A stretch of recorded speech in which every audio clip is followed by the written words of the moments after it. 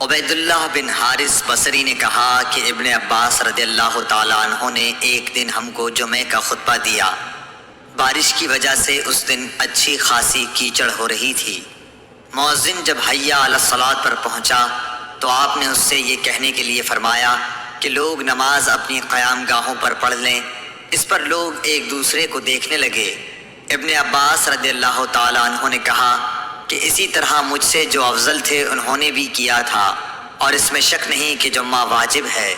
سالم بن عبداللہ بن عمر رضی اللہ تعالیٰ عنہ نے اپنے والد عبداللہ بن عمر رضی اللہ تعالیٰ عنہ سے روایت کیا ہے کہ رسول اللہ صلی اللہ علیہ وسلم نے فرمایا کہ بلال تو رات رہے اذان دیتے ہیں، اس لیے تم لوگ کھاتے پیتے رہو یہاں تک کہ ابن مکتوم اذان دیں۔ راوی نے کہا کہ وہ نابینا تھے اور اس وقت تک اذان نہیں دیتے تھے جب تک ان سے کہا نہ جاتا کہ صبح ہو گئی، صبح ہو گئی۔ اللہ بن عمر رضی اللہ تعالی عنہ نے کہا مجھے ام المومنین حضرت حفصہ رضی اللہ تعالی عنہا نے خبر دی کہ رسول کریم صلی اللہ علیہ وسلم کی عادت تھی کہ جب مؤذن صبح کی اذان صبح صادق کے طلوع ہونے کے بعد دے چکا ہوتا تو آپ اذان اور تکبیر کے بیچ نماز قائم ہونے سے پہلے 2 ہلکی سی رکعتیں پڑھتے۔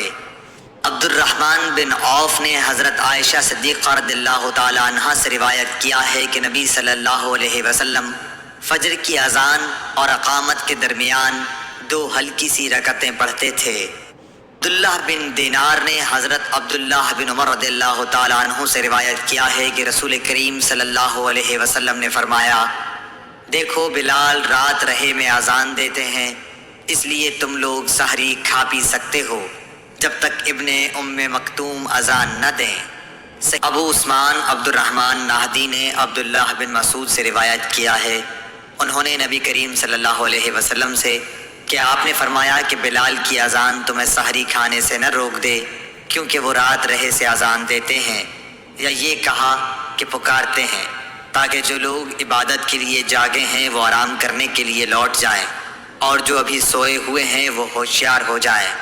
کوئی یہ نہ سمجھ بیٹھے کہ فجر یا صبح صادق ہو گئی اور آپ نے اپنی انگلیوں کے اشارے سے طلوع صبح کی کیفیت بتائی۔ انگلیوں کو اوپر کی طرف اٹھایا اور پھر آہستہ سے انہیں نیچے لائے اور پھر فرمایا کہ اس طرح فجر ہوتی ہے۔ حضرت ظہیر راوی نے بھی شہادت کی انگلی ایک طرف رکھی پھر انہیں دائیں بائیں جانب پھیلا دیا۔ عبداللہ بن بریدہ نے عبداللہ بن مغفل مزنی سے روایت کیا ہے کہ رسول اللہ صلی اللہ علیہ وسلم نے 3 مرتبہ فرمایا کہ ہر 2 اذان و اقامت کے درمیان ایک نماز کا فصل دوسری نماز سے ہونا چاہیے۔ تیسری مرتبہ فرمایا کہ جو شخص ایسا کرنا چاہے۔ عمرو بن عامر انصاری حضرت انس بن مالک رضی اللہ تعالیٰ عنہ سے بیان کرتے تھے کہ عہد رسالت میں جب مؤذن اذان دیتا تو نبی کریم صلی اللہ علیہ وسلم کے صحابہ ستونوں کی طرف لپکتے۔ جب نبی کریم صلی اللہ علیہ وسلم اپنے حجرے سے باہر تشریف لاتے تو لوگ اسی طرح نماز پڑھتے ہوئے ملتے۔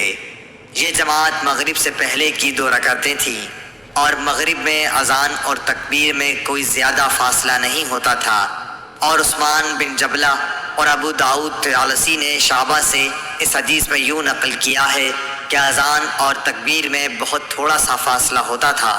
عروہ بن زبیر نے خبر دی کہ ام المومنین حضرت عائشہ رضی اللہ تعالی عنہا نے فرمایا کہ جب مؤذن صبح کی دوسری اذان دے کر چپ ہوتا تو رسول اللہ صلی اللہ علیہ وسلم کھڑے ہوتے اور فرض سے پہلے 2 رکعت سنت فجر ہلکی پھلکی ادا کرتے۔ صبح صادق روشن ہو جانے کے بعد پھر داہنی کروٹ پر لیٹ رہتے یہاں تک کہ مؤذن تکبیر کہنے کی اطلاع دینے کے لیے آپ کے پاس آتا۔ عبداللہ بن بریدہ نے عبداللہ بن مغفل رضی اللہ تعالیٰ عنہ سے روایت کیا ہے کہ نبی کریم صلی اللہ علیہ وسلم نے فرمایا کہ ہر 2 اذان و تکبیر کے بیچ میں نماز ہے، ہر 2 اذانوں کے درمیان نماز ہے۔ پھر تیسری مرتبہ آپ نے فرمایا کہ اگر کوئی پڑھنا چاہے۔ علی بن سعد اسد بصری نے بیان کیا، کہا ہم سے وہیب بن خالد نے ابو ایوب سے بیان کیا، انہوں نے ابو قلابہ سے مالک بن حویرث صحابی سے کہا کہ میں نبی صلی اللہ علیہ وسلم کی خدمت میں اپنی قوم بنی لیس کے چند آدمیوں کے ساتھ حاضر ہوا اور میں نے آپ کی خدمت شریف میں 20 راتوں تک قیام کیا۔ آپ بڑے رحم دل اور ملنسار تھے۔ جب آپ نے ہمارے اپنے گھر پہنچنے کا شوق محسوس کر لیا تو فرمایا کہ اب تم جا سکتے ہو، وہاں جا کر اپنی قوم کو دین سکھاؤ اور سفر میں نماز پڑھتے رہنا۔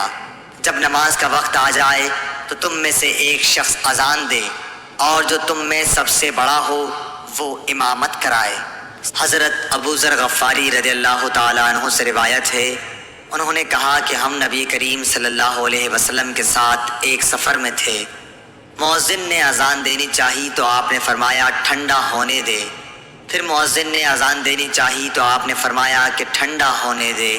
پھر مؤذن نے اذان دینی چاہی تو آپ نے پھر یہی فرمایا کہ ٹھنڈا ہونے دے، یہاں تک کہ سایہ ٹیلوں کے برابر ہو گیا۔ نبی کریم صلی اللہ علیہ وسلم نے فرمایا کہ گرمی کی شدت دوزخ کی بھاپ سے پیدا ہوتی ہے۔ مالک بن حویرث نے کہا کہ 2 شخص نبی کریم صلی اللہ علیہ وسلم کی خدمت میں آئے، یہ کسی سفر میں جانے والے تھے۔ آپ نے ان سے فرمایا کہ دیکھو، جب تم سفر میں نکلو تو نماز کے وقت راستے میں اذان دینا، پھر اقامت کہنا، پھر جو شخص تم میں عمر میں بڑا ہو وہ نماز پڑھائے۔ مالک بن حویرث نے بیان کیا کہ ہم نبی کریم صلی اللہ علیہ وسلم کی خدمت اقدس میں حاضر ہوئے، ہم سب ہم عمر اور نوجوان ہی تھے۔ آپ کی خدمت مبارک میں ہمارا 20 دن اور رات قیام رہا۔ آپ بڑے ہی رحم دل اور ملنسار تھے۔ جب آپ نے دیکھا کہ ہمیں اپنے وطن واپس جانے کا شوق ہے تو آپ نے پوچھا کہ تم لوگ اپنے گھر کسے چھوڑ کر آئے ہو؟ ہم نے بتایا۔ پھر آپ نے فرمایا کہ اچھا، اب تم اپنے گھر جاؤ اور ان گھر والوں کے ساتھ رہو اور انہیں بھی دین سکھاؤ اور دین کی باتوں پر عمل کرنے کا حکم کرو۔ مالک نے بہت چیزوں کا ذکر کیا جن کے متعلق ابو ایوب نے کہا کہ ابو قلابہ نے یوں کہا، وہ باتیں مجھ کو یاد ہیں، یا یوں کہا مجھ کو یاد نہیں۔ اور حضرت صلی اللہ علیہ وسلم نے فرمایا کہ اسی طرح نماز پڑھنا جیسے تم نے مجھے نماز پڑھتے ہوئے دیکھا ہے، اور جب نماز کا وقت آ جائے تو کوئی ایک اذان دے اور جو تم میں سب سے بڑا ہو وہ نماز پڑھائے۔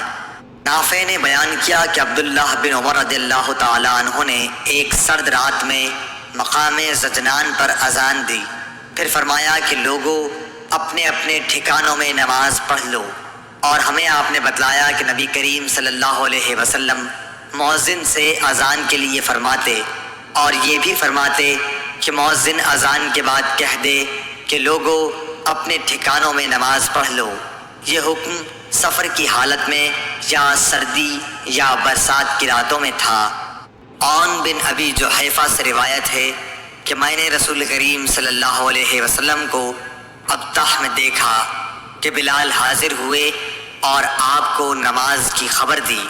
پھر بلال برچھی لے کر آگے بڑھے اور اسے آپ کے سامنے بطور سترہ مقام ابطح میں گاڑ دیا، اور آپ نے اس کو سترہ بنا کر نماز پڑھائی۔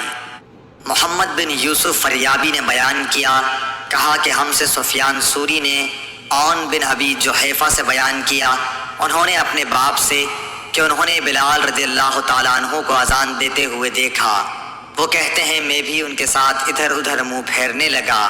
ابو قتادہ رضی اللہ تعالیٰ عنہ نے کہا کہ ہم نبی کریم صلی اللہ علیہ وسلم کے ساتھ نماز میں تھے، آپ نے کچھ لوگوں کے چلنے پھرنے اور بولنے کی آواز سنی۔ نماز کے بعد آپ نے دریافت کیا کہ کیا قصہ ہے؟ لوگوں نے کہا کہ ہم نماز کے لیے جلدی کر رہے تھے۔ آپ نے فرمایا کہ ایسا نہ کرو، بلکہ جب تم نماز کے لیے آؤ تو وقار اور سکون کو ملحوظ رکھو، نماز کا جو حصہ پاؤ اسے پڑھو اور جو رہ جائے اسے بعد میں پورا کر لو۔